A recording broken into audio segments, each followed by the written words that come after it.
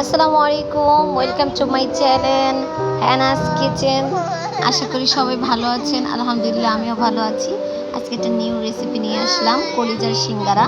আপনারা অনেকেই অবশ্যই হতে পারে কলিজার সিঙ্গারাটাও খুব বেশি পছন্দ করেন। ছোট বড় সবার সিঙ্গারা খুব বেশি পছন্দ। তো এখানে নিয়ে এসেছি আজকে কলিজার সিঙ্গারার রেসিপি। তো অবশ্যই মনোযোগ সহকারে পুরোটা রেসিপি দেখতে হবে। তো যাই হোক, আগে টেস্ট করে দেখা যাক যে কীরকম হয়েছে। মাশাআল্লাহ, খুব ভালো টেস্ট হয়েছে। আপনারা অবশ্যই বাসায় ট্রাই করে দেখবেন। এখানে প্রসেস যদি সিঙ্গারা বানাইতে চান ওটাও পারেন। এখানে কলিজাটা স্কিপ করে দিলে আপনার প্রসেস সিঙ্গারাটা একদম কমপ্লিট হবে। তো দেখতেই পাইতেছেন একটা খালি পাত্রের মধ্যে আমি এখানে সর্বপ্রথম কালিজিরা নিয়ে নিলাম। এখানে 2 টেবিল কালিজিরার মতো হবে। এখানে আমার কালিজিরার টেস্টটা খুব বেশি ভালো লাগে, তার জন্য আমি অ্যাড করলাম। আপনারা যদি স্কিপ করে দিতে পারেন। স্বাদের জন্য লবণ অ্যাড করে দিলাম। এখানে এই কাপের 1 কাপ আটা ইউজ করে নিলাম। এখানে ময়দা বা আটা যে কোনো একটা ইউজ করতে পারেন, কোনো সমস্যা নেই। দেখতেই পেতেছেন প্রসেসগুলো আমি ঢেলে দিচ্ছি। বাকি অংশটাও এখানে ঢেলে দেবো। দেখতে পেতেছেন পুরোপুরি 1 কাপ না, কিছুটা কম। আপনার 1 কাপে আপনার 20টা সিঙ্গারা হইব। তো এখানে আরও অ্যাড হয়েছে, তো এগুলো অনেকগুলোই সিঙ্গারা হওয়ার প্রসেস কমপ্লিট হবে। আর শুকনো উপকরণগুলো খুব ভালো করে মিশিয়ে নিয়েছিলাম। এখানে টেবিল দিয়ে দিবেন, ছোট 1 কাপ পরিমাপ মতো।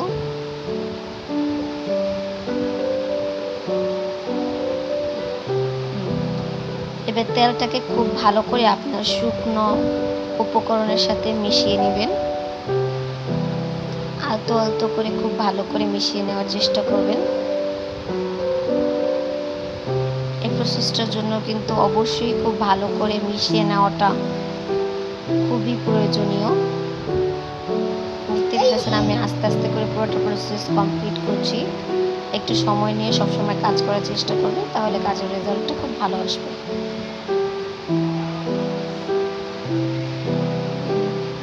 ভিতর থেকে উপরে নিচে খুব ভালো করে শুকনো উপকরণ করে নেড়ে চেড়ে নেবেন, যেন কোনো অংশ থেকে বাদ না থাকে।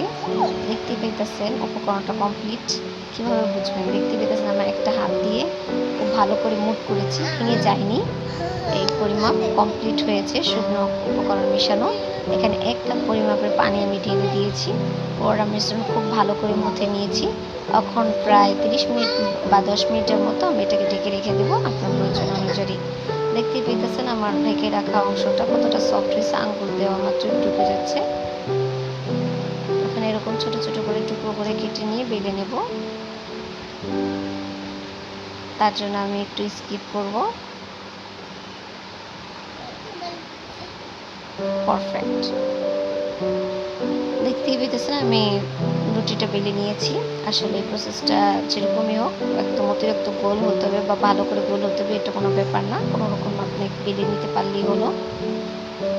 এরকম করে বেলে নিয়ে অর্ধেক করে দিবেন। এখানে দেখতেছেন সিঙ্গারার জন্য বাকি অংশটা আমি করে নিচ্ছি। পেঁয়াজটার পরিমাপ একটু বেশি দেওয়ার চেষ্টা করবেন।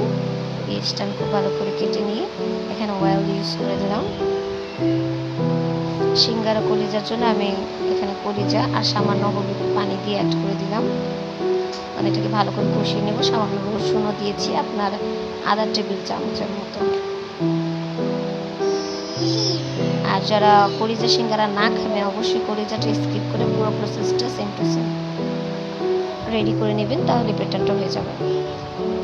এখানে মরিচের গুঁড়োটা 1 টেবিল চামচ দিয়েছিলাম, 1 টেবিল চামচ। আর এখানে ধনিয়ার গুঁড়া রাঁধুনি ইউজ করেছিলাম, ওটা আধা টেবিল চামচ। এখানে জিরাটাও আধা টেবিল চামচ ইউজ করেছি। খুব ভালো করে নেড়ে চেড়ে তেল উঠিয়ে নিচ্ছি। এ পর্যায়ে আপনার একটা টমেটো ইউজ করেছি, চাইলে আপনারা এটা স্কিপ করে দিতে পারেন টমেটোটা। এখানে আপনার 2টো আলু কেটে নিয়েছিলাম মিডিয়াম সাইজ। ভালো করে নেড়ে চেড়ে নিলাম, ভালো করে কষিয়ে নেব। কষানো কমপ্লিট হয়েছে। এখানে কিছু পরিমাপ পানি অ্যাড করে দেবো আমি। ওই পরিমাপ পানি দেওয়ার চেষ্টা করবেন যেন আলুটা সিদ্ধ হয়ে কোনো পরিমাপ ঝোল না থাকে, একদম মাখা মাখা এরকম হয়। চেষ্টা করবেন এরকম রাখার, তাহলে পেটানটা খুব ভালো হবে। এখানে দেখতে পেতেছেন একটা খালি কড়াই দিয়ে আমি গরম করার চেষ্টা করছি।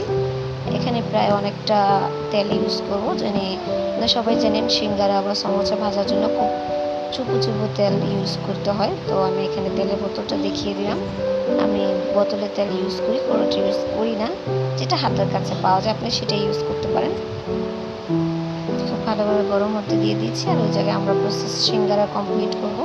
এই অর্ধেক প্রসেসটা নিয়ে এই দুই অংশ খুব ভালো করে লাগিয়ে নেবেন। লাগিয়ে নেওয়ার পর জিনিসটা কিছু এরকম হবে। এখন পানের মতো দেখা অংশটাকে নিয়ে কলিজার আলু অ্যাড করে দিলাম। ওখানে এই মোড়াটা অর্ধেক খুব ভালো করে ভেঙে নেব, একসাথে মিশিয়ে নেব। তারপর এই প্রসেসটা করে পুরোটা অংশের সাথে মিলিয়ে দেব। দেখতে পেতেছেন কত কিউট ছোট মোটো গুলো মুলো একটা সিঙ্গারা হয়েছে। আমার কাছে খুব কিউট লাগছে সিঙ্গারাগুলো বানানোর সময়। দেখতে পেতেছেন তেলটা গরম হয়ে গেছে। এখন আস্তে আস্তে করে সিঙ্গারাগুলো দিয়ে দেব।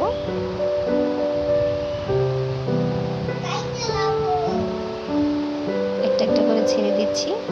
জালটা কিন্তু অতিরিক্ত বেশি রাখবেন না, একদমই সামান্য কম রাখবেন। আমি দেখতে পেতেছেন অনেকটা কমিয়ে দিয়েছি জালটা। কম আঁচে ভেজে নেবেন, তাহলে মচমচ হবে। আর যদি বেশি আঁচে ভেজে নেন তাহলে কিন্তু ভিতর দিয়ে কাঁচা থেকে যাওয়ার সম্ভাবনা থাকতে পারে, আর উপর থেকে আপনার কালার চলে আসবে। দেখতে পেতেছেন আমি এখানে সিঙ্গারাগুলো দিয়ে দিচ্ছি। তেলের মধ্যে চুবিয়ে চুবিয়ে ভেজে নেব একদম চুবু চুবু করে। এই পর্যায়ে একটু উল্টিয়ে দেওয়ার চেষ্টা করব। খুব সামান্য আলতো করে উল্টে দিবেন, এটা কোনো মতে জানি নষ্ট না হয়। দেখতেই পেয়েছেন আমার উল্টানো একদম কমপ্লিট হয়ে গেছে। এভাবে একটু উল্টিয়ে নেড়ে চেড়ে খুব ভালো করে নেবেন কালারটা আসার আগ পর্যন্ত। মাশাআল্লাহ, সিঙ্গারা অনেক সুন্দর কালার এসেছে, অনেক সুন্দর হয়েছে। আপনারা খুব সুন্দর করে এভাবে কালারিং করে ভেজে নেবেন। এই পর্যায়ে চাইলে ইনশাআল্লাহ আপনারা উঠিয়ে নিয়ে খেতে পারেন, টেস্ট করে দেখতে পারেন। মাশাআল্লাহ, ভালো থাকবেন।